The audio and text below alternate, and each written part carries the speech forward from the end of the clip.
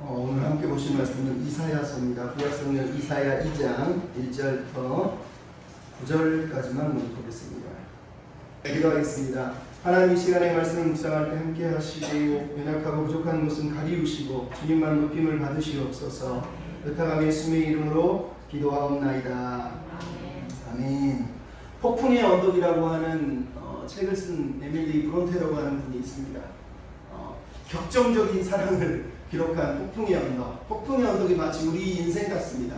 폭풍 치는 언덕 위에서 우리는 어떻게 이 삶을 견뎌낼까?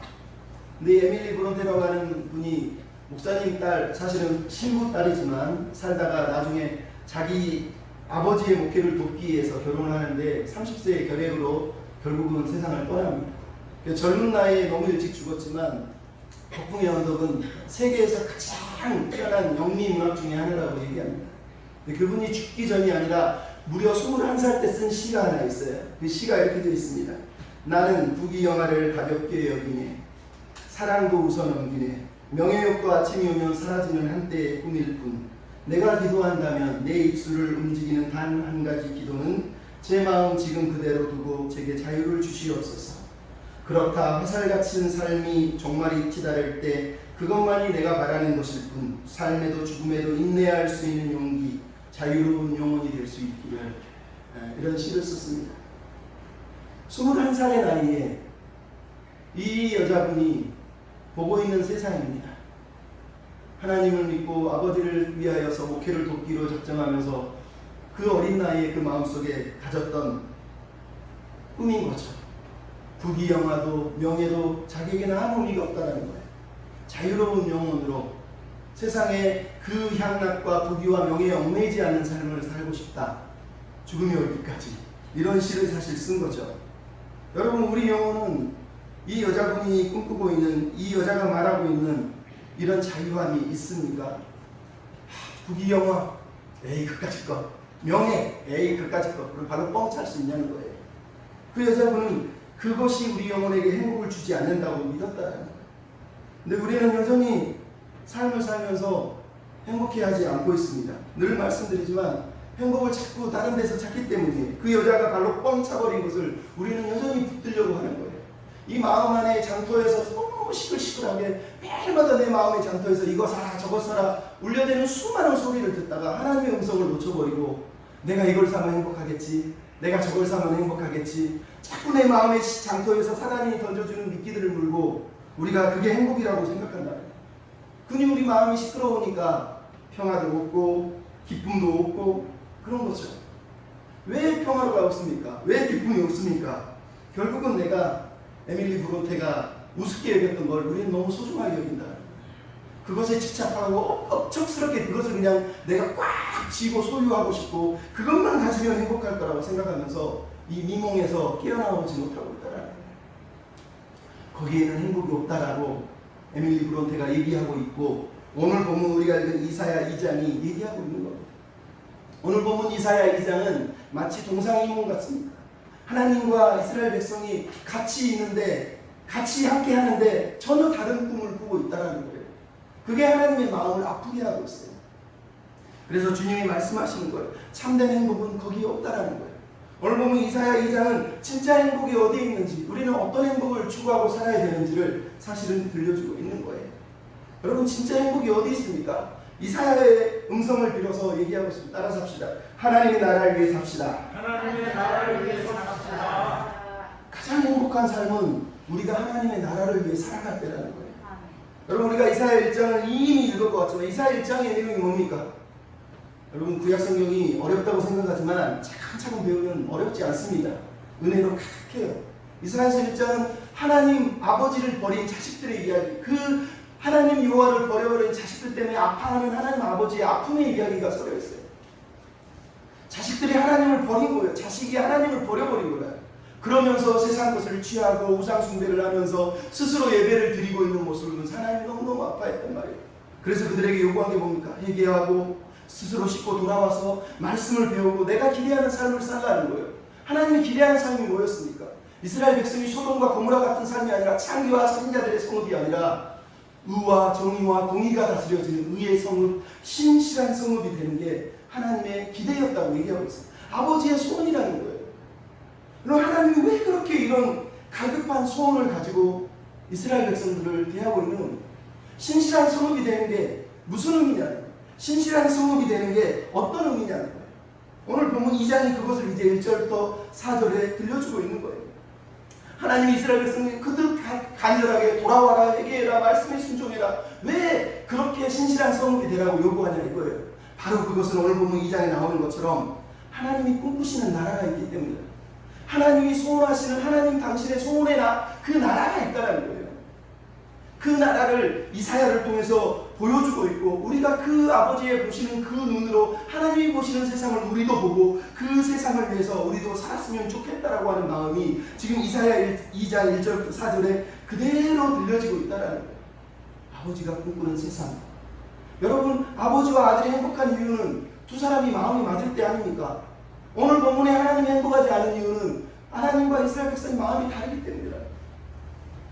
그러면 이사야서를 그래서 사람들은 대조의 책이라고 합니다. 대조의 책이라는 게 뭐냐? 전혀 다른 이야기를 대조시켜가지고 무엇이 틀렸는지를 깨닫게 하는 거예요. 이사야 1장에서 누가 나옵니까? 사랑하는 아버지와 아버지를 버린 아들들의 이야기가 나옵니다. 1장에 누가 패역한 자식이 나오고 내 백성인데 패역한 자식이 됐다고 해요. 의의 성읍인데 창기의 성읍이 됐다고, 소돔과 고모라가 됐다고 얘기하는 게 나와요. 옛 하늘과 옛 땅이 정말 하나님 보시기에 너무 불쌍하다는 거예요. 그래서 이사야 마지막 66장에 저번에 얘기했지만 새 하늘과 새 땅을 얘기하면서 하나님이 꿈꾸시는 세상이 있다고 이사야 1장은 들려주고 있어요. 더 놀라운 건 지난주에 제가 언급하지만 자세히 설명을 안 했지만 이사야 1장이나 2장은 창세기 이야기가 들려져 있어요. 이사야 1장의 창세기 이야기가 뭡니까?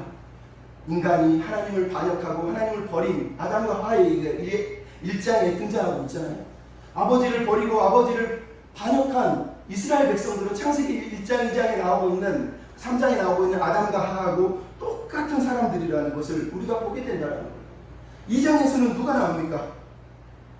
하나님이 꿈꾸시는 하나님의 성전, 에덴 성전처럼 하나님이 큰 산 위에서 통치하신 하나님의 산이 나오지만 그 반대편에 누가 있습니까? 6장 6절부터 시작되는 인간의 세상, 인간의 나라, 인간들이 우상을 섬기고 있는 인간들의 나라가 대조되고 비교되고 있단 말이에요. 하나님이 꿈꾸는 세상과 이스라엘이 꿈꾸는 세상이 지금 충돌하고 있는 거예요. 이 두 충돌 사이에서 우리가 누구를 섬길 것이냐라는 얘기를 지금 하는 거예요. 진짜 행복이 어디에 있냐는 거예요. 하나님이 기대하는 그 나라를 붙들지 않으면 행복하지 않다는 거예요. 2장 1절부터 4절은 하나님이 꿈꾸는 나라를 보여주고 5절부터 시작해서 22절은 하나님이 아니라 인간들이 꿈꾸는 세상을 향해서 하나님이 강력하게 경고하고 책망하는 내용이 나오고 있다는 거예요. 이 세상, 이런 삶은 하나님 앞에서 행복한 삶이 될 수 없다는 거예요. 그래서 오늘 본문에 등장하는 게 뭡니까? 하나님이 꿈꾸시는 비전, 하나님이 꿈꾸시는 나라를 1절부터 4절에 소개하면서 오라! 오라! 이렇게 초대하는 내용이 나옵니다. 우리가 2절을 읽어보면 나오잖아요. 오라! 우리가 여호와의 산에 이르자. 오라! 우리가 여호와의 전에 이르자는 거예요. 여러분, 이거는 우리를 향한 초대이고 야곱 족속을 향한 초대이기도 하다는 거예요. 하나님이 마지막 날에 언젠가 하나님이 이루실 나라를 지금 얘기하고 있어요. 그래서 1절에 이사야가 받은 바라고 되어 있지만 이 받다라는 단어가 1장에 나온 하존, 보다라고 한 단어하고 똑같은 단어의 사실은 하나님이 보여준 말씀이라는 거예요. 하나님이 보여준 세상이라는 거예요. 하나님이 장차 이루고 싶은 세상이라는 거예요. 말이라로서는 이 마지막 때는 마지막 종말의 때를 얘기하는 것이 아니라 어느 날 어느 때 그 어느 시절에 하나님이 꿈꾸는 나라가, 하나님이 기대하는 나라가 이런 모습이다라는 걸 우리에게 보여주기 위해서 지금 2장 1절부터 4절의 이야기가 등장하고 있어요. 이 2장 1절부터 4절의 내용이 제가 방금 말씀드렸지만 하나님의 나라예요. 왜 하나님의 나라가 등장합니까? 첫 번째 등장하는 게 뭐예요? 여호와의 산이 등장합니다. 하나님의 산으로 가자는 거예요. 여호와의 전으로 가자는 거예요. 여러분, 이 작은 산이, 시온산이 모든 산보다 뛰어날 것이라고 얘기하고 있습니다. 세상에 얼마나 뛰어난 산이 많습니다. 에베레스트 산 최고로 뛰어난 그 높은 산도 있잖아요. 시온산이 뭔데 뛰어나냐고요. 이 이야기의 핵심은 산이 아니라 산에 누가 계시냐는 거예요. 바로 이 산이 여호와의 성전산이라는 거예요. 에덴에서 통치하시던 그 하나님의 에덴 성전처럼 여기 여호와 하나님이 통치하시는 성전산, 시온의 성전의 산에서 하나님이 여기 계시다는 거예요. 하나님이 왕으로 계시다는 거예요. 지금 이스라엘 백성들에게 말하고 있는 거예요. 우리 인생의 주인은, 우리 삶의 왕은 하나님이라는 걸 잊지 말라는 거예요. 하나님이 지금 통치하고 계시다는 걸 잊지 말라는 거예요. 하나님은 온 세상을 통치하셔서 하나님이 꿈꾸신 나라를 만들고 싶다고 지금 얘기하고 있는 거예요. 그래서 우리가 이사야 66장 1절에 보면 뭐가 나온다고 그랬습니까? 제가 옛날에 설명드렸죠. 하늘은 그의 보좌요 땅은 그의 발등상이라고 66장 1절에 나온단 말이에요. 그게 무슨 얘기예요? 하나님은 원래 온 땅을 통치하시는 왕이에요. 하늘은 보좌고 땅은 발등상이라는 거, 온 세상을 통치하고 있다는 거예요. 그 성전이, 하늘 성전의 모형이, 가시적인 모형이 바로 이 성전이란 말이에요. 그래서 여호와의 성전산이 있다는 말은 하나님이 이 성전산에서 온 세상을 통치하겠다라고 하는 하나님의 왕 되심을 선언하는 내용이에요. 그 하나님의 통치를 받고 싶어서 수많은 이방 민족들이 지금 이 산으로 몰려들고 있다고 오늘 본문에 얘기하고 있는 거예요. 하나님의 나라는 하나님이 왕으로 통치하시는 거라는 거예요. 그분의 왕의 통치를 받는다는 게 뭐예요? 오늘 본문에 나오지만 2절부터 3절에 여호와의 말씀을 배우러 오는 거예요. 그분의 말씀이 우리를 가르칠 거라고 지금 들려주고 있지 않습니까? 그가 우리를 가르치실 것이라는 거예요. 하나님의 말씀이 우리를 가르치는 것이 하나님의 통치 방법이라는 거예요.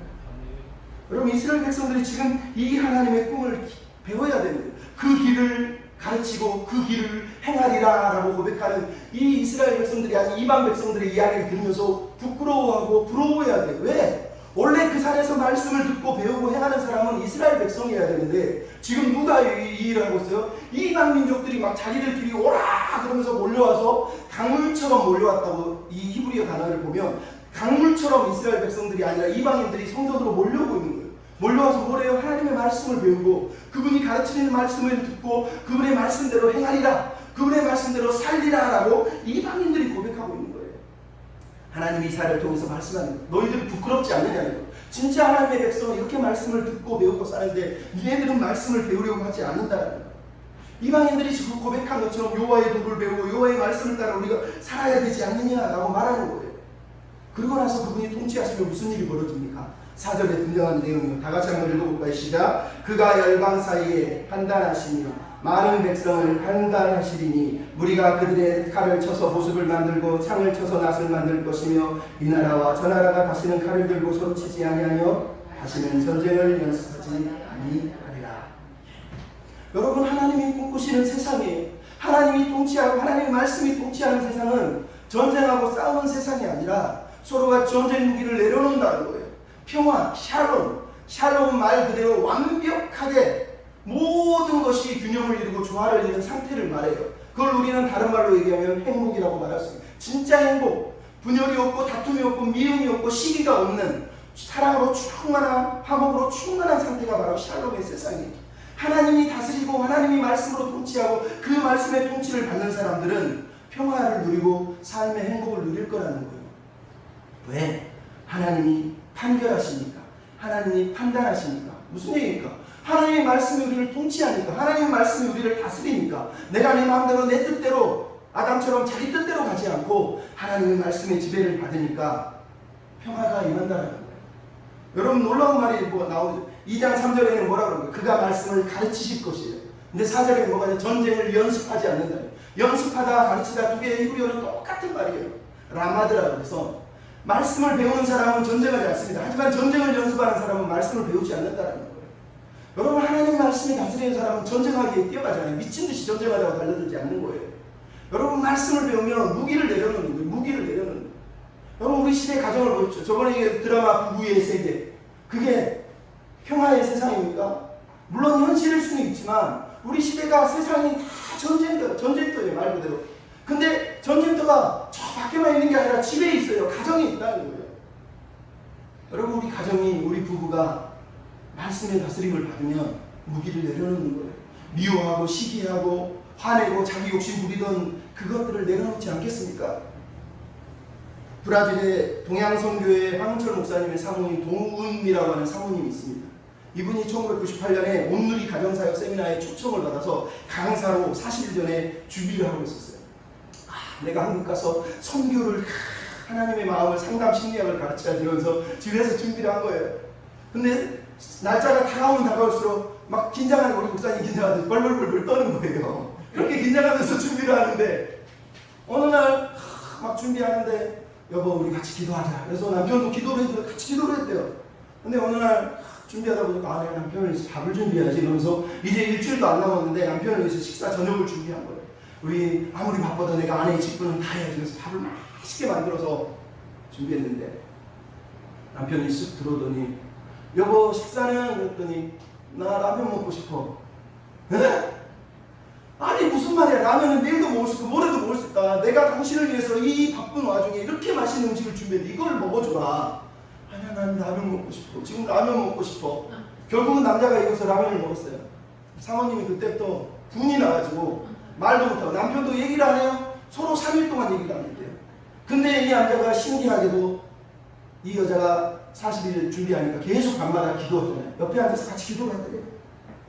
3일째 되는 날 어쩔 수 없이 자기가 먼저 말을 걸었대요. 여보 내가 미안해. 내가 잘못했어. 근데 난 당신이 내가 준비한 음식을 안 먹어서 너무 속이 상했어.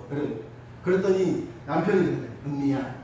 나도 미안해. 사실은 나도 네가 해준 걸 먹고 싶었는데 내가 점심 때 너무 기름기 많은 걸 너무 부글부글한 걸 먹어가지고 도저히 이게 그러니까 브라질이 얼마나 기름이 많습니까? 그래서 뜨거운 국물로 속을 좀 녹여보고 싶었다는 거예요. 내가 너한테 미안해. 이 얘기를 들으니까 더 미안한 거예요. 내가 당신 속도 모르고 낮에 뭘 먹었는지도 모르고 나 혼자 열심히 당신을 위해 준비했는데 둘이 서로 붙들고 울면서 기도를 하는 거예요. 그러면서 밤에 이제 기도하는데 하나님 내가 오늘이 가서 가정사역 세미나 해야 되는데 내가 이렇게 우리 남편을 미워합니다. 같이 옆에서 기도하는 남편 보고 이중적인 인격자야. 무슨 나도 사랑하지 않으면서 뭘 이러면서 저주를 자기 입으로 했었거든요. 그걸 아주 회개하면서 오면서 하나님 살려주세요. 잘못했어요. 이 못난 마음을 고쳐주세요. 고쳐주세요. 그렇게 새벽에 기도하는데 하나님이 갑자기 은미야 고쳐달라 하지 말고 죽여달라 해라. 죽여달라. 그 음성을 듣고 깜짝 놀랐대요. 자기는 자기가 별로 문제가 없어서 조금만 고쳐주면 되는 줄 알았는데 아니 사실은 자기는 죽어야 되는 인생이 아직도 자기가 살아있더라는 거예요. 여러분 이게 우리라는 거예요. 말씀이 우리를 통치하지 않으면 내가 여전히 살아서 내 욕망이 내 욕심이 내 탐욕이 나를 지배하는 거예요. 우리가 기도해야 될 게 하나님 이거 좀 고쳐주세요. 이거 좀 잘 되게 해주세요. 아니 나를 다 죽여버려야 돼요. 사실은 힘들지만 여러분 누가 죽은 사람이 얼마나 있겠어요. 하지만 죽여달라고 사도 바울이 그러잖아요. 나는 날마다 죽노라. 죽지 않으면 전쟁 무기를 내려놓지 못하는 거예요. 내가 살아있으니까 그 아내를 향해서 남편을 향해서 기도해 주는데 이중인격자라고 그러고 저주하지 않겠습니까? 내 음식 안 먹어줬다고 내 말 안 듣는다고. 여러분 이게 우리 시대의 모습이 가정의 모습 아닙니까? 현실판 부부의 세계 전쟁터 무기를 내려놔요. 나라도 마찬가지입니다. 여러분 우리나라는 신정국가가 아니에요. 이 나라가 하나님이 통치하는 나라가 아니에요. 이 나라가 하나님이 다 믿고 하나님 뜻대로 되면 얼마나 좋지. 우리나라는 이스라엘 여기 나오는 신정국가가 아니에요. 우리가 해야 될 일은 하나님의 통치를 우리가 받는 거예요. 우리가 하늘 시민으로 사는 거예요. 에베소서에 나오는 빌립보서에 나오는 사도 바울의 내용이 뭐예요? 너희가 로마에 살지만 너희는 하늘의 시민권을 가진 자답게 하늘의 시민답게 살라는 거예요. 세상 사람처럼 막 배부르기 위해서 싸우고 육신이 배가 돼가지고 살지 말고 삶에 만족하고 복음을 위해서 서로를 위해서 희생하며 살라고 얘기하잖아요. 여러분 말씀이 들어오면 가정도 무기를 내려놓는 거고 나라도 무기를 내려놓는 거예요. 믿음의 백성들은 그렇게 살기를 하나님 원하시는 거예요. 나아가서 두 번째로 오늘 본문이 얘기합니다. 따라서 합시다. 주님의 말씀을 따라서 합시다. 주님의 말씀을 따라서 합시다. 네. 여러분 오늘 본문의 내용은 사실은 하나님의 나라의 통치가 주님의 말씀이라면 우리의 삶의 방식은 주님의 말씀대로 사는 것이어야 된다고 얘기하는 거예요. 그래서 1절부터 4절이 미래라면 이제 5절부터 시작되는 내용은 뭐냐? 이스라엘의 현재의 모습을 향한 선지자의 경고예요. 근데 그 경고 중에 첫 번째가 뭐예요? 오라! 여호와의 빛에 우리가 행하자라는 거예요. 여러분 하나님이 이사야를 통해서 계속 초청하고 있어요. 첫 번째 오라 우리가 눈같이 지온같이 우리가 붉을지라도 변론하지 않게 해주겠다. 두 번째 오라고 하면 말일에 이스라엘 백성들이 아닌 이방인들이 오라 하나님의 찬에 이르자 했던 것처럼 이제 야곱 족속에게 말하는 거예요. 오라 우리가 여호와의 빛에 행하자. 여호와의 빛에 행한다는 게 무슨 말이에요? 여러분 학자들은 이 말이 3절에 나오는 우리가 여호와의 길로 행하리라고 똑같은 대행을 이루어서 여호와의 말씀대로 행하자라는 뜻이라고 해석을 다 하고 있어요. 당연하죠. 여호와의 빛에 행한다는 건 여호와의 말씀대로 걸어간다는 얘기예요. 행한다는 단어도 걸어간다는 뜻이에요. 앞으로 나아간다는 뜻이에요. 우리가 시편 119편에 뭐가 나옵니까? 주의 말씀은 내 발의 등이요 내 길의 빛이니까. 여러분 우리가 걸어가는 길은 말씀의 의지에서 말씀의 다스림 속에서 걸어가야 된다는 거예요. 이스라엘 백성을 향하여 지금 말하고 있는 거예요. 동상이몽을 꿈꾸지 말고 내가 꿈꾸는 그 꿈을 위해서 너희가 내 말씀을 붙들고 살았으면 좋겠다. 더 이상 너의 꿈을 붙들고 살지 말고 그 꿈 좀 내려놓고 내 꿈을 붙들고 살아주면 안 되겠니? 라고 말하는 하나님의 초대이자 하나님의 탄식이자 하나님의 아픔이 지금 오늘 본문에 들어가 있는 거예요. 하나님의 말씀대로 살아가는 것이 하나님의 나라를 이루기 위한 첫 번째 스텝이라는 거예요. 그러기 위해서 뭘 해야 된다고 얘기합니까? 거짓 우상을 던져버리라는 거예요. 거짓 우상을 벌어버리라는 거예요. 여러분 6절부터 20절에 나온 내용은 이스라엘 백성들이 얼마나 열정적으로 우상숭배를 하고 있는지 우상숭배의 내용이 쭉 등장하고 있어요. 근데 2장 6절 첫 마디가 뭡니까? 주께서 주의 백성을 버리셨음은이라고 주님이 그들을 버렸다고 얘기하고 있습니다. 여러분 주님이 그들을 버렸습니까? 우리가 1장을 읽었으면 그렇게 말을 못하죠. 1장의 고소 내용은 뭡니까? 내 자식이 나를 거역하고 나를 버렸다는 거예요. 여러분 이 이야기는 하나님이 그들을 버렸다는 게 아니라 이스라엘 백성이 하나님을 버렸기 때문에 결국은 하나님을 버린 자의 삶이 어떠한지를 보여주기 위해서 하나님이 그들을 버렸다고 말합니다. 나를 떠나면 너희의 인생이 어떻게 되는지 보라는 거예요. 어떻게 됐다고 얘기합니까? 우상 숭배로 그들의 인생이 완전히 물들어져 있다는 거예요. 여러분 이게 하나님을 떠난 자예요. 로마서 1장에 뭐가 나옵니까? 하나님을 인정하지도 않고 감사하지도 않고 하나님을 예배하지 않고 하나님을 떠난 자들 하나님이 버리셨다고 얘기하잖아요. 그 말은 그들이 하나님을 버렸기 때문에 버리는 거예요. 우상 숭배. 여러분 오늘 본문에 나온 우상 숭배를 보십시오. 먼저 뭐가 나옵니까? 동방 풍속이 가득하다고 6절 얘기합니다. 동방 풍속이라는 게 무슨 말일까요?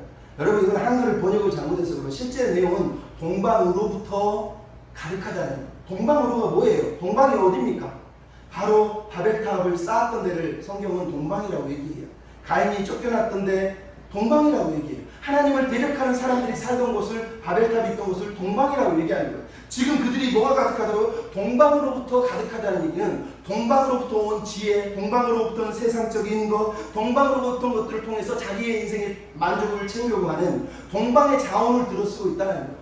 동방으로부터 충만해지고 만족해지고 행복해지는 비결을 동방으로부터 끌어들이고 있다는 거예요. 하나님의 빛에 행하고 하나님의 빛을 따라 사는 백성들이 아니라 동방 해가 뜨는 그곳 세상의 빛을 따라서 세상의 빛을 사모하고 그 빛을 사랑해서 그 길을 걸어가고 있다고 얘기하는 거예요. 나가서 뭐라 그러고 6절에 블레셋 사람들처럼 너희가 점치고 우상을 받아들였다고 얘기하고 있어요. 여러분 하나님의 백성이 소돔과 고모라가 됐다고 말했지 이번에는 블레셋 사람과 같다고 얘기하고 있는 거예요. 처참하지 않습니까? 이게 무슨 말입니까? 여러분 우리가 이스라엘 백성을 이렇게 이해하면 됩니다. 그들은 하나님을 제외한 모든 걸 다 받아들이는 거예요. 동방이든 블레셋이 있는 서방이든 동서방이든 남북이든 그냥 내가 잘되고 내가 부자되고 내가 행복하면 다 넙죽 다 받아들이는 거예요. 단 하나 하나님의 말씀을 받아들이지 않는 거예요. 이게 지금 이스라엘을 향한 하나님의 마음이라고 얘기하는 거예요. 여러분 우리가 이렇게 살면 얼마나 하나님 비참하시겠습니까? 근데 그렇게 사는 그들의 모습을 6절부터 8절은 놀라운 얘기를 들려주고 있습니다. 뭐요?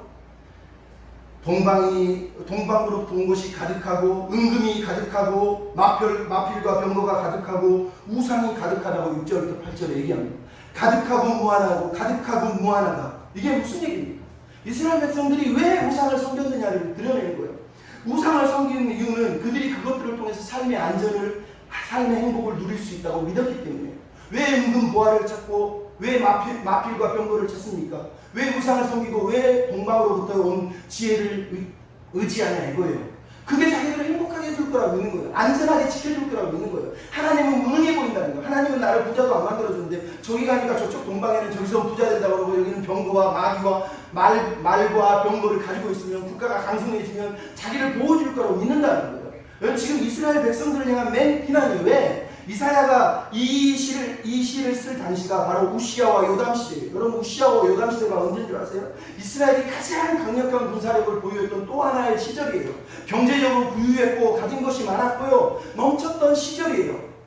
여러분 같은 분은 하나님 우리를 축복해 주셔서 우리나라 평안해 행복해 안전해 박수 쳐줘야죠. 이스라엘은 그렇게 보지 않습니다. 하나님은 그렇게 보지 않는다는 거예요. 왜? 아무리 부유하고 병거와 마필과 마병을 가지고 있고 은금 보화를 가지고 있어도 그게 하나님을 의지하지 않는 것이면 그건 우상 숭배라는 거예요. 여러분 교회 다니는 사람들이 정말 착각하는 게 많아요. 누가 되든 상관없어. 우리만 잘 살게 해주면 우리는 아무나 다 뽑을 거예요. 제가 아는 목사님도 그 얘기 하더라고요. 여러분 하나님을 믿는 사람은 그렇게 사는 거 아니에요. 우시야가 요담이 아무리 잘 돼도 솔로몬이 금은 보화를 쌓아도 하나님은 우상 숭배하는 그 나라를 심판하시는 거예요. 하나님은 내가 이 나라가 얼마나 잘 쌌냐를 가지고 인생을 판단하라고 얘기하지 않아요. 누가 정말 신실하게 하나님을 신뢰하느냐, 아니 어떻게 하면 하나님이 신뢰하는 나라가 될 것이냐, 백성이 될 것이냐 고민하고 기도하는 게 기독교의 논리고 이성이지, 누구나 아무나 다 해도 돼. 나만 잘 살게 해주면 다 뽑아줄게, 다 찍어줄게. 여러분, 그거는 세상이 말 그대로 세상 논리란 말이에요. 교회는 하나님이 기뻐하시는 것을 붙들어야지 세상이 가득가득 가져다 주는 걸 붙드는 게 아니란 말이에요. 오늘 본문에 4번이나 등장한 단어가 뭐예요? 가득하다. 은금도 가득하고 보화도 가득하고 병거도 가득하고 우상도 가득하고 동방도 가득하대요. 다 가득하대요. 그 가득하다 바로 뒤에 나오는 게 뭐예요? 무한하다는 거예요. 은금도 가득하고 보화도 무한하고 마필도 가득하고 병거도 무한하고. 여러분, 무슨 얘기입니까? 이 사람들이 왜 이 우상에 집착하냐? 이게 가득할 뿐만 아니라 무한할 거라고 있는 거예요. 내가 부를 깨달으면, 내가 군사력을 가지면, 내가 축복을 누리면 이게 영원할 거라고 믿고 있다는 거예요. 근데 이게 이스라엘의 실체라는 거예요. 왜? 무한하지 않은 게 문제라는 거예요. 오늘 본문에 여러분 한글로는 우상이라고 써있지만 히브리어로는 이 우상이라는 단어는 우상이라는 의미가 아니에요. 엘릴이라는 건 신을 조롱하는 단어예요. 원래 의미는 헛되다, 무가치하다, 의미 없다는 뜻이에요. 그들은 미친 듯이 막 가지고 쌓고 이게 영원할 것처럼 신약 성경에 나오는 부자처럼 막 재산을 쌓고 곡식을 쌓고 막 창고를 지었는데 그게 뭐라고요? 우상이래요. 허무하대요. 무가치하대요. 무의미하대요. 아무것도 손에 남는 게 없는 빈 손이래요. 지금 이스라엘 백성에서 하나님이 내리시는 경고의 말씀이 그거예요. 이스라엘은 미치처럼 그걸 막 쥐고 막 누리면은 행복할 거라고 믿는데 하나님은 거기에 행복 없다. 그거 내가 뭐 불어버리면 다 날아간다는 거예요. 그거 아무것도 아니라는 거예요. 엘릴릴, 헛되다는 거예요. 무가치하다는 거예요. 여러분, 이스라엘 백성들이 지금 이거를 깨달으라고 하나님이 말씀하시는 거예요. 그들은 가득하다 막 끌어모으고 막 무한할 것처럼 생각하지만 무한한 게 아니야. 왜요? 정체가 끝나는데 뭐라고 그럽니까? 너희 손으로 만들었다는 거예요. 8절에 나오잖아요. 20절에도 나오잖아요. 자기가 자기 손으로 만든 걸 경배하고 있다는 거예요. 여러분, 얼마나 허무합니까? 내가 만든 걸 내가 경배하고 있는 거예요. 무슨 얘기입니까? 우상은 결국은 내가 만든 거라는 거예요. 내 욕망의 투영이라는 거예요. 내가 부자가 되고 싶은데 하나님은 부자 안 만들어줄 것 같으니까 다른 신을 쫓아갔다는 거예요. 내가 좀 안전하고 살고 싶은데, 평안하고 행복하고 싶은데 교회는 좀 아닌 것 같으니까 다른 걸 붙잡겠다고 얘기하는 거예요. 그런 식이에요, 말하면. 근데 이들이 붙잡고 있는 그것이 허무하고 아무 의미 없는 맹탕물이라고 지금 하나님이 말씀하시죠. 여러분, 우상이 얼마나 허무합니까? 9절에 뭐라고요? 천한 자도 절하고 귀한 자도 굴복했대요. 하나님, 그러니까 용서하지 마세요. 이사야가 기도하고 있어요. 여러분, 인간이 아무리 높아도 아무리 쳐도 똑같다는 거. 뭐? 욕망의 종이라, 우상의 종이라는 거예요. 그 대단한 사람이 결국은 섬기고 있는 게 자기 욕망이었다는 거예요. 저렇게 가난하게 찢어진 사람이 뭘 섬기나 봤더니 결국은 자기 욕망이었다고 얘기하는 거예요. 그 말도 안 되는 우상에 절하고 엎드리고 있는 인간의 저렴한 모습을 오늘 성경이 우리에게 보여주고 있는 거예요. 그래서 우리가 이 말씀을 읽으면서 생각해 봐야 돼요. 왜? 창세기 2장을 하나님 형상으로 만들고 시편 8편은 뭐라고? 우리를 존귀하게 만드셨고요. 근데 우리가 그 존귀한 존재들이 내가 만든 우상을 섬기고 내 마음의 욕망을 섬기면서 하나님 바알 이러고 있는 모습이 오늘 본문에 나오고 있는 내용 아닙니까? 그럼 이게 비참한 거예요. 존 칼빈 그래서 인간의 마음을 우상 공장이라고. 여러분, 우리 마음은 우상 공장이에요. 하나님이 내 안에 계시지 않으면 우리는 예배하는 동물이기 때문에 무엇이든지 붙잡고 그걸 예배하게 돼 있어요. 하나님을 내가 예배하지 않는 사람은 언제나 무언가를 붙들고 예배하고 있어요. 그게 돈일 수 있고 자식일 수 있고 가정일 수 있고 경제일 수 있고 마지막은 자기 자신이라는 거예요. 여러분, 그래서 하나님이 지금 이사야를 통해서 말하는 거예요. 너희가 예배하는 그 예배를 통해서는 진짜 만족, 참된 만족이 없다는 거예요. 여러분, 가수가 아니라 탤런트 중에 이한이라고 하는 분이 있어요. 영화배우기도 하고 뭐 최근에 안 좋은 일이 벌어지기도 했지만 그 가정을 보면 놀랍습니다. 미스코리아를 자기 나가고 싶지 않은데 엄마가 치료하고 나갔대요. 근데 이 가정이 지금 자기는 어려서부터 국악도 배우고 춤도 배우고 이렇게 검은거도 배우고 살았는데 하나님 날 왜 이런 걸 왜 시키냐고 그러는데 결국은 하나님이 자기를 빌어 쓰시는데 작년에도 올해도 지금 간증 동영상이 나왔는데 미국이나 이런 데 가서 엄마, 딸, 동생 넷이 앉아가지고 복음을 전하는데 검은고 타면서 국악으로 노래 부르면서 하나님의 복음을 전해. 작년 5월 14일에는 전국이들을 모아놓고 강연을 하는데 이런 얘기를 합니다. 여러분, 꿈을 쫓는 좀비가 되지 마십시오. 꿈을 이루었다, 성공했다 하는 말과 행복하다는 건 전혀 다른 얘기입니다. 꿈을 이루어도 행복하지 않고 성공했다 해도 행복할 수 없는 거예요. 진짜 행복은 거기 있지 않기 때문에 제발 꿈을 쫓는 좀비가 되지 마십시오. 그러면서 자기에게 내가 하나님을 모르고 살았으면 나는 얼마나 공허했을까. 하나님을 믿어서 행복하다는 거예요. 여러분 현재 살아있기 때문에 조심스럽지만 그 가정들이 막 간증하며 국악으로 검은고로 막 하는 모습을 보면 한편으로는 참 감사하기도 하고 아유 멋있네 이런 생각도 참 많이 듭니다. 비록 힘들지만 그렇게 살아가고 있더라는 거예요. 여러분 결국 하나님 우리에게 주시는 도전이 뭡니까? 마지막 따라서 합시다. 하나님의 영광을 위해 살아가야 합니다. 하나님의 영광을 위해서 살아가야. 여러분 우상을 섬기지 않는다는 얘기는 결국은 하나님만 섬기고 하나님만 믿고 하나님을 위해서 살겠다는 거예요. 하나님의 영광을 위해 살겠다는 거예요. 오늘 본문에서 그래서 아주 강력하게 강조하는 게 뭐예요? 하나님만 홀로 높임을 받으실 거라는 거예요. 여러분 이스라엘 백성들에게 말하는 거예요. 너희들 우상을 쫓아 미친 듯이 따지만 그걸 통해서 행복을 누리지 못할 뿐만 아니라 거기서 행복을 찾는 건 하나님의 아버지의 마음이 아니라 하나님은 하나님 당신을 통해서 우리가 행복하길 원한다는 거예요.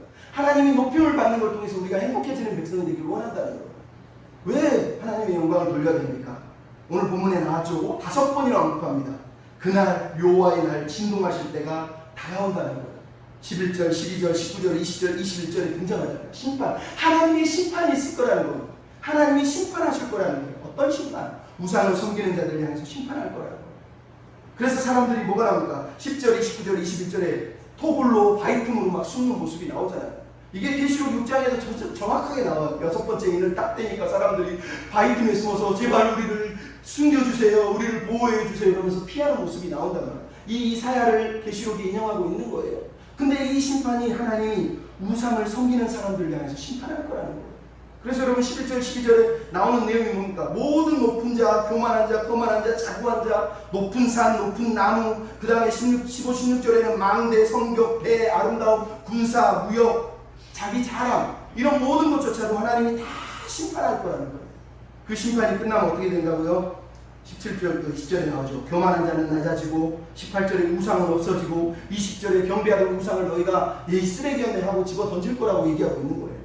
여러분 하나님이 심판하는 그 순간 우상은 아무것도 아니라는 걸 그때 처절하게 느낀다는 거예요. 그러지 말고 지금 깨달으라는 거예요. 그날 다 터지고 깨지고 망가진 다음에 아무것도 아니구나, 얘가 나한테 아무 도움이 안 되는구나라는 거 그때 가서 깨달은 미련한 인생이 되지 말고 지금 깨달으라는 거예요. 지금 낮아지고 지금 겸손해지면 살 수 있다는 거예요. 여러분 우리에게 그 마음을 하나님이 지금 주고 있는 겁니다. 그래서 선지자가 하는 경고가 뭡니다? 마지막 22절입니다. 다 같이 한번 읽어보겠습니다. 22절 보면 써있죠. 시작. 너희는 인생을 의지하지 말라. 그의 호흡은 코에 있나니 새말 가치가 어디 있느냐. 여러분 지금 선지자가 창세기 이야기를 또 하고 있는 거예요. 인생의 호흡이 코에 있대요. 무슨 말이에요? 창세기 2장에 하나님이 코에 생기를 부어넣으시더라 할 때 그 단어를 그대로 똑같이 번역하고 있는 거예요. 여러분 지금까지 선지자가 뭘 얘기했습니까? 우상을 섬기지 마라, 우상을 버려라고 얘기했는데 결론이 뭐예요? 사실은 우상이 아니라 인생을 의지하지 말라고 얘기했다는 거예요. 이게 무슨 말이에요? 아까도 얘기했죠. 우상은 결국 정체가 뭐라고요? 내가 만든 거라는 거예요. 인생이 자기 스스로 자기 만족을 누리기 위해서 하나님 없이 자기 힘으로 살려고 하는 노력이 우상 숭배란 말이에요. 그래서 선지자가 마지막 얘기를 하는 거예요. 인생을 의지하지 말라는 거예요. 왜? 인생은 코에 호흡이 잠깐 있는 거, 그 호흡 하나님이 빼가시면 끝난다는 거예요. 하나님 입으로 한번 훅 불어버리면 처음에는 호흡을 넣어주시고 그 호흡을 다시 가져가면 끝나버린다는 거예요. 그래서 하나님을 믿는 사람이 하나님을 믿는다는 내용은 내가 흘림을 항상 인정하는 거예요. 조금만 높아지려고 하면, 조금만 교만해지려고 하면 나는 흘리지, 나는 아무것도 아니지, 나 같은 사람이 늘 자기를 흘리라고 인정을 할 때 은혜가 임하는 거예요. 여러분 시편 90편에 뭐라고 그러요? 우리에게 나를 대수할 지혜를 주십시오. 이 말이 무슨 말이에요? 얼마나 더 살지 하나님 알려주십시오요? 아니요. 나를 대수한다는 말은 내가 흘리라는 걸 인정하고 나는 아무런 가치가 없는 존재라는 걸 인정하고 하나님만 바라볼 수 있는 지혜를 달라고 기도하는 게 바로 시편 90편의 내용이에요. 여러분 우리는 인간의 손으로 만든 우상뿐만 아니라 내가 내 욕망으로 내 힘으로 하나님 없이 살려고 하는 그 의지, 그것들을 죽여야 된다고 사실 말하는 거예요. 우리가 하나님께 영광을 못 돌리는 이유는 내가 내 욕심대로 살기 때문입니다. 여러분 모리와 함께한 화요일이라는 책을 보면 제자가 자기 스승을 찾아갑니다. 그 스승이 14번의 자기에게 인생의 레슨을 들려줍니다. 근데 어느 날 한 번은 이런 얘기를 합니다. 스승님, 내가 지혜롭게 살려면 어떻게 해야 되나? 미치엘 보면 하나님을 믿는 사람이에요. 근데 스승님이 이런 얘기합니다. 그분은 하나님을 안 믿는 것 같은데 이런 얘기를 해요. 옛날에 동양에 한 현자가 있었대. 현자는 항상 아침만에 눈을 뜨면 뒤를 돌아보고 오늘이 그날이니 물어봤다는 거예요. 그게 무슨 얘기예요? 이 어깨에 새가 한 마리 있어서 그 새에게 물어봤다. 오늘이 그날이니? 오늘이 그날이니? 스승이 그러는 거예요. 그 사람은 항상 자기 새에게 내가 언제 죽는 오늘이 그날이니? 물어보면서 자기 삶을 살아내라고 얘기했다는 거예요. 여러분, 하나님을 믿는 사람이 그런 거예요. 오늘이 마지막인 것처럼, 오늘이 하나님 없이는 살 수 없는 것처럼, 오늘이 마지막 때인 것처럼 늘 하나님 앞에서 흘린 인생이라고 생각하고 교만하지 않고 겸손하게 하나님의 은혜를 구하며 사는 그런 사람이 돼야 되는 거예요. 그럼 그래서 뭐라고 마지막 절에 뭐라고 의지하지 말라고 뿐만 아니라 새말 가치가 어딨냐는 거예요. 새말 가치가 어딨냐는 거예요. 여러분, 셀 수가 없다는 얘기지만 돌려서 얘기하자면 계산하고 살지 말라는 거예요. 내가 하나님만큼 이만큼 복 주겠지? 이만큼 노력했으니 이만큼 주겠지? 이만큼 헌금했으니 이만큼 주겠지? 이만큼 헌신하고 예배드리고 기도했으니 이만큼 주겠지? 여러분, 인간의 계산을 버리라는 거예요. 그게 결국은 하나님을 믿는 게 아니라 나를 믿고 있는 거예요. 나를 믿고 있는 거예요. 그 인생의 셈을 다 내려놓고 하나님만 높임을 받는 길을 계속해서 찾는 거예요. 어떻게 하면 하나님을 높여드릴까? 어떻게 하면 하나님을 높여드릴까? 여러분, 하나님이 우리에게 요구하시는 거예요. 하나님을 높이는 백성만이 하나님 안에서 참된 행복을 누릴 수 있기 때문이란 말이에요. 오직했으면 하나님이 이 본문 2장에서 두 번이나 홀로 높임을 받으실 것이요 라고만 얘기한 게 아니라 10절, 19절, 21절은 뭐라고 그럽니까? 그의 위엄과 광대하심과 영광을 드러낼 것이라고 얘기하고 있단 말이에요. 우상을 버리고 진짜 영광, 진짜 위엄, 진짜 두려워할 존재, 진짜 행복을 주신 분 하나님을 붙들어야 너희 인생이 행복하다라고 지금 말씀하고 있는 거예요. 여러분, 우상을 섬기는 사람은 하나님의 심판이 올 때 두려워할 겁니다. 하지만 하나님을 사랑하는 사람은 하나님을 섬기는 게 행복이라는 걸 깨달으면 심판의 날에도 행복하게 맞을 수 있어요. 심판이면 어떡하지? 마지막 종말이면 어떡하지? 그거는 기독교인의 자세가 아니에요. 하나님 믿는 사람은요, 언제든지 상관없다. 어느 날이든 상관없다. 올 테면 와라. 나 하나님 믿고 있다. 이러면서 사는 게 지혜고 믿음이지. 종말이 언제 올까? 난 언제 죽을까? 하나님 언제 오셔서 불병거로 막 우리를 불러 태워 죽일까? 왜 그런 고민을 하냐고요. 네? 돼지고기도 아니고 뭐 살라서 주셔서 뭐 하게요? 여러분, 하나님 오실 거예요. 그냥 오늘 감사하면서 하루를 살면 돼요. 이사야가 뭐라고 그러니까 여호와 나는 여호와니 내 영광을 다른 자에게 주지 않고 내 찬송을 다른 우상에게 주지 아니할 것이다. 하나님의 마음은 언제나 여기 있어요. 우리를 창조하시고 우리를 찬송하게 만드신 이유가 뭐라고요? 하나님 영광을 하나님께 올려드리라고, 하나님 찬송을 하나님께 올려드리라고 우리를 만드신 거예요. 사탄은 항상 거짓말쟁이였어. 창세기부터 거짓말쟁이였고 살인자였어. 우리를 계속 속이는 거예요. 그래서 하나님이 아니어도 우리가 영광 받으면 하나님이 기뻐할 거야. 우리가 높아지면 하나님이 기뻐할 거야. 많이 가지고 많이 누려도 돼. 하나님처럼 돼도 상관없어. 사단의 창세기의 거짓말이 그 거짓말 아닙니까? 근데 사단은 살인자잖아요. 왜? 그 거짓말을 통해서 아담과 하와 영혼을 죽였고 우리 영혼을 죽이고 있는 살인자란 말이에요. 근데 우리가 여전히 하나님을 믿으면서 세상을 쫓아가고 세상 풍족을 좋아하고 세상의 은근 보화를 좋아하고 그것들을 가득 채우면 행복할 거라고, 무한할 거라고, 영원할 거라고 믿고 있다는 게 너무 안타깝다는 거예요. 하나님이 기대하신 나라는 그런 나라가 아니고 우리끼리 배 터지게 막 두드리면서 행복해하는 나라가 아니라 모든 열방이 하나님의 말씀을 듣고 배우고 즐거워하는 그 꿈을 꾸라는 거예요. 아멘. 여러분, 우리 장로님, 권사님, 집사님 그런 꿈이 여러분한테 무슨 의미가 있겠습니까? 라고 생각할 수 있지만 그래도 그 꿈 가지면 좋잖아요. 하나님이 기뻐하는 거래. 기도라도 할 수 있잖아요. 내가 지금 당장 누구 어디 가서 성경을 못 나가지만 하나님이 기뻐하는 세상을 위해서 기도할 수 있잖아요. 그럼 우리 교회의 작은 도서관을 위해서 기도할 수 있고, 하나님 이 작은 도서관을 통해서도 이 지역을 섬기게 해주세요. 그 작은 것도 하나님의 꿈이에요. 이 꿈에 부합하지 않습니까? 그런 꿈을 꾸는 것 하나님 기대하시는 거예요. 교만을 버리고 욕심을 버리고 우상을 버리고 하나님을 사랑하는 사람이 돼야 돼요. 하나님이 요구하시는 삶이에요. 결국은 여러분, 히브리서에 보면 뭐가 나오는지 아세요? 오늘 본문에 하나님이 뭐라고, 그날에 그가 진동하실 때 하나님이 오셔서 세상을 진동하시고 심판하실 거예요. 근데 히브리서 10장에는요 내가 마지막 날에 다시 한번 세상을 진동하리니 라고 얘기하고 있어요. 여러분, 하나님이 다시 한번 진동하실 때 우리가 어떻게 삽니까? 예수 그리스도에게 피하면 되잖아요. 예수님이 우리의 소망이고 피난처고 구원의 반석이잖아요. 여러분, 하나님께 영광을 돌리는 방법은 쉽습니다. 예수 안에 피하고 예수 안에서 하나님의 영광을 즐거워하고 예수 그리스도라는 하나님의 은혜에 감사하고 만족하면 그게 기쁨인 거예요. 여러분, 조정희 목사님이라고 하는 분이 있는데 베이직 교회 그분 어머니가 하나님을 안 믿어요. 아들이 목사 된다고 그러니까 한 번도 아들한테 고맙다는 얘기를 안 하더래요. 근데 뭐 아들이 목사 되니까 어쩔 수 없이 아들 체면 채워주려고 교회 다니다가 보니까 신앙이 생겼어요. 어느 날 아들을 붙잡고 조 목사 고마워. 왜?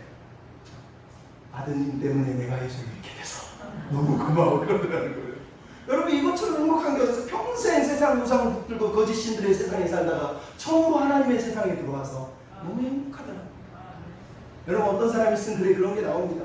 어느 날 어떤 사람이 죽었는데 천국문에 딱 들어왔더니 내가 왔어 그러니까 여기는 한 사람밖에 못 들어옵니다 그러더니 이게 뭔 소리예요?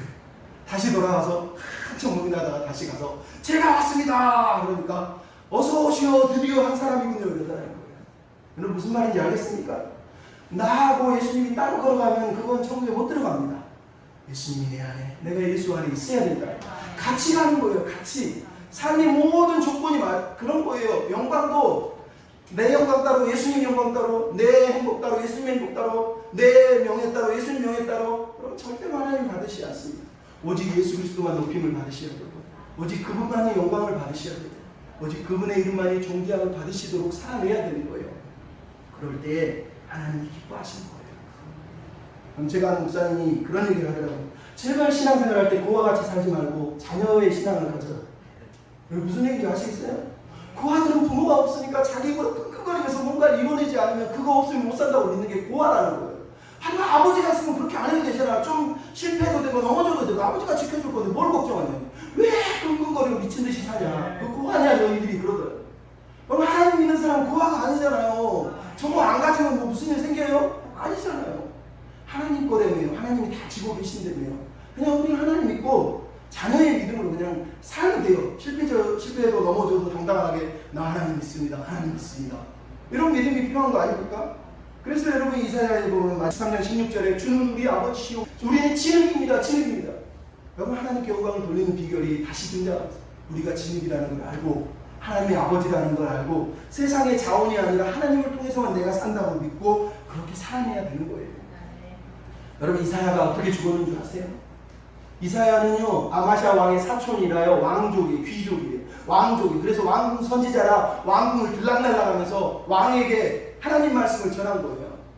그래서 우시야, 요담, 아하스, 히스기야, 므낫세 시절까지 선지자를 노릇을 한 거예요. 그러다가 므낫세 시대에 히스기야가 죽고 아들놈이 우상 숭배하다가 자기에게 반역하고 잘못했다고 얘기하는 이사야는 나무통에 집어넣어서 톱으로 잘라서 죽입니다. 그래서 히브리서에 보면 누구는 톱으로 켜서 죽었고라는 단어가 나오는 거예요. 여러분 왜 그렇게 삽니까? 귀족인데 부도 있고 명예도 있고 떵떵거리고 편하게 살아도 돼요.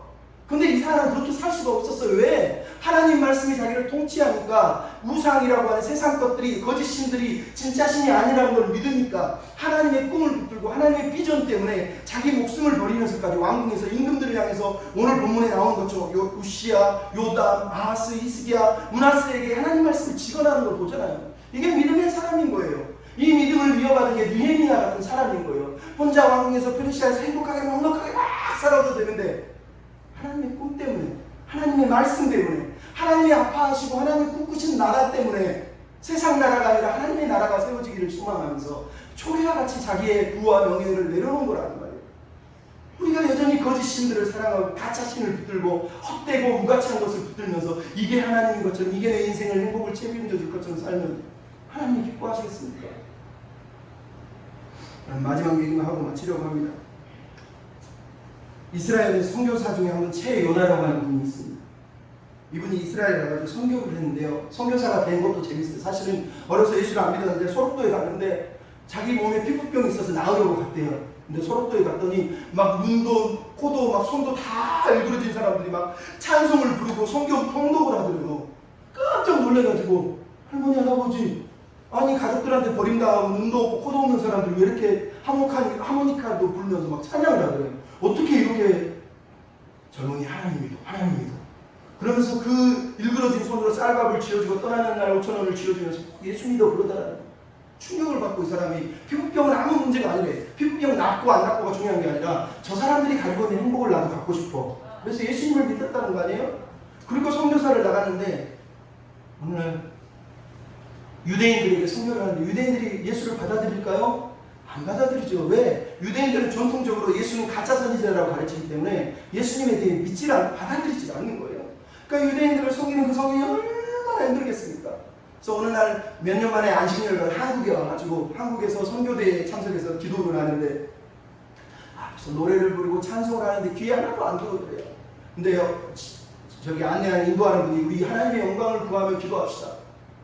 그래서 하나님의 영광을 구해야지. 그래서 기도를 내가 주의 영광을 위해서 막 기도를 하는데 갑자기 자기 귀에 하나님이 선명하게 네가 내 영광을 짓밟았다. 선교사가 충격을 받은 거예요.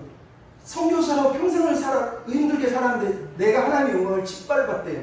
그 말씀을 딱 듣는 그 순간 너무너무 충격을 받아서 그 자리에서 하나님 내가 뭘 잘못했죠? 내가 하나님의 영광을 어떻게 가린 거예요? 내가 그런 죄인이 그렇게 더러운 거예요? 내가 이렇게 사형 선고를 받아야 돼요? 그래.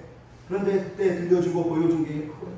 선교사님이 집에 가서 자기 와이프를 얼마나 폭언을 하고 밖에서는 천사처럼 웃으면서 아내를 아주 그냥 쥐잡듯 잡는 거예요. 자식들 둘이 있는데 막 쥐잡듯 잡는 거예요. 네가 내 영광을 가린 거야. 그 말씀 듣고 이 사람이 충격을 받아요. 영광을 돌린다는 게 막 사역하고 막 전도하고 사람 살리는 건 줄 알았는데 하나님께 영광 돌리는 게 가족 섬기고 자녀 섬기고 행복하게 만드는 거라는 거예요. 샬롬, 행복한 세상을 만드는 거라는 거예요. 충격을 받았어요. 거기서 엉엉 회개를 하는데 자기가 4년 전에 하나님이 들려준 음성이 그때 번뜩 떠올랐어요. 뭐냐? 이스라엘 가서 선교를 했는데 한 2년 됐나? 유대인들이 선교를 아무래도 회개를 안 하더래요.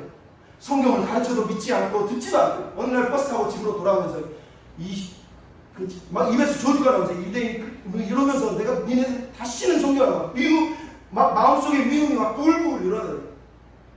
그럼 막 버스에서 막 화가 나가지고 집으로 돌아오면서 막 이런 식으로 막 쌍소리 막 러시아 방언이 막 이런 거 나오는데 갑자기 하나님이 야 너 여기 왜 왔니? 그러다가 성사님이 회개한 게 아니라 그걸 왜 물어봅니까? 나 선교하러 왔잖아요. 나 오행 선교사라고요. 하나님 나 유대인들 변화시키고 유대인들에게 복음을 전하라고 하나님 나 여기 보낸 거 아닙니까? 내가 선교하고 당신의 종으로 여기 와 있잖아요. 따진 거예요. 요나처럼. 그랬더니 하나님이 말씀을 안 하고 가만히 기다리시더래요. 시간이 딱 지나더니 그렇게 얘기를 하시더래요. 예. 내가 너를 유대인들 변화시키려고 여기 보낸 거 같니?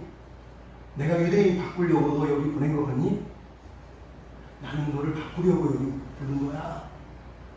내가 변화시키고 싶은 건 유대인이 아니라 너야. 너. 나의 선교지는 너야. 너. 유대인이 아니야.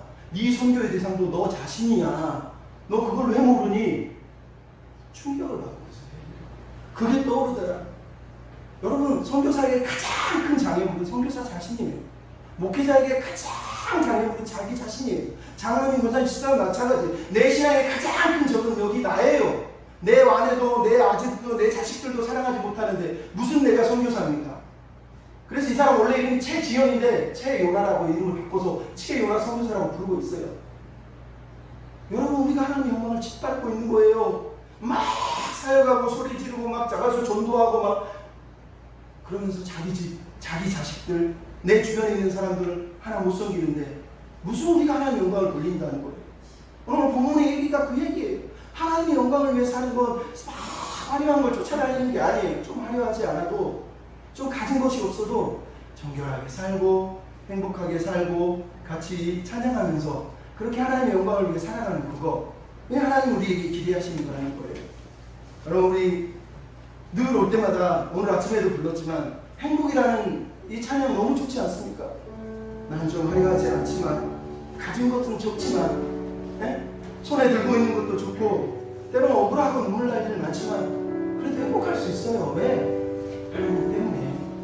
하나님 때문에. 그러면 하나님 안에서 행복하다면 하나님의 영광을 위해 살 수 있지 않겠습니까? 우리 시간 찬양할 때 하나님 나 정말 행복합니다. 하나님 때문에 행복한 백성이 되고 싶습니다. 이렇게 같이 고백하고 기도하고 하셨으면 좋겠습니다. 화려하지